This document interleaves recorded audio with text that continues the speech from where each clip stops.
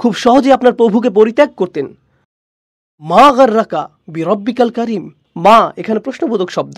কোন জিনিসটা তোমাকে প্রতারিত করলো? কোন ব্যাপারটা তোমাকে মিথ্যা আশা দিয়েছিল? যখন তোমার সুমহান দাতা রবের কথা আসতো, বিরব্বিকাল কারিম। এই প্রশ্নটি কোরআনের অন্যতম অন্তর্বিদ্ধকারী প্রশ্ন, হৃদয় ছিদ্র করা প্রশ্ন। ইয়া আইয়ুহাল ইনসান মা গাররাকা বিরব্বিকাল কারিম।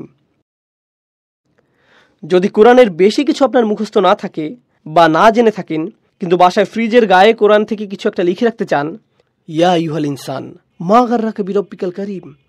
চলুন এই শব্দগুলো দ্বারা কি বোঝানো হচ্ছে তা আরো ভালোভাবে জানার চেষ্টা করি। আরবি গররা শব্দের আমি অনুবাদ করেছি প্রতারিত।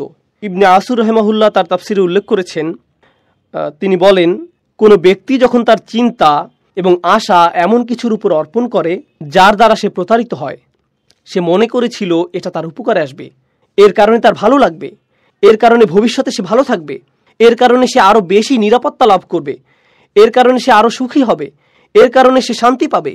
বস্তুত এগুলো সবই ছিল ভুল ধারণা। এটা মূলত তার ক্ষতি করবে। সে মনে মনে একেবারে নিশ্চিত হয়ে গিয়েছিল যে এটা সব ধরনের উপকার নিয়ে আসবে, কিন্তু এটা আসলে ক্ষতিকর। এর নাম হলো গুরুর। এই শব্দ আমাদের কি শেখাচ্ছে? জীবনে এমন অনেক কিছু সামনে এসে পড়বে যা খুবই আকর্ষণীয় মনে হবে, যা আমরা চাই। আমাদের অন্তর যার দিকে ঝুঁকে পড়ে, কিন্তু আমাদের অন্তর আমাদের মিথ্যা বলছে। অন্তরে তথ্য থাকে না, অন্তরে থাকে অনুভূতি। কারণ আমাদের অন্তর অন্ধ। এটা কিছু দেখলেই তার দিকে আকৃষ্ট হয়ে পড়ে, অন্য আরো কিছু দেখলে তার দিকেও আকৃষ্ট হয়ে পড়ে। এর মাঝে চাহিদা আছে আর সে তা পূরণ করতে চায়। কিন্তু আল্লাহ তার বাণীর মাধ্যমে অন্তরকে পথ দেখানোর উপায় বলে দিয়েছেন। এটা অন্তরকে ভালো মন্দ দেখিয়ে দেয়।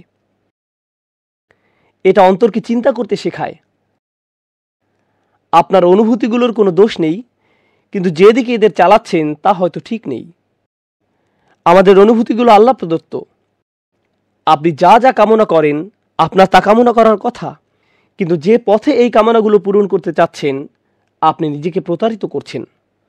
মনে করছেন এতে শান্তি পাবেন, আর আল্লাহ যেভাবে আপনাকে পথ দেখান এটা এড়িয়ে চলার পথ।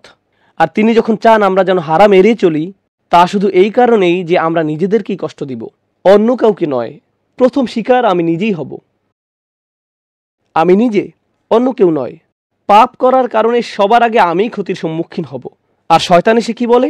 সে বলে, তুমি নিজের প্রতি এত কঠোর কেন, এত হুজুর কেন তুমি, এত ইসলামিক কেন তুমি, তোমাকে এমন হতে হবে না।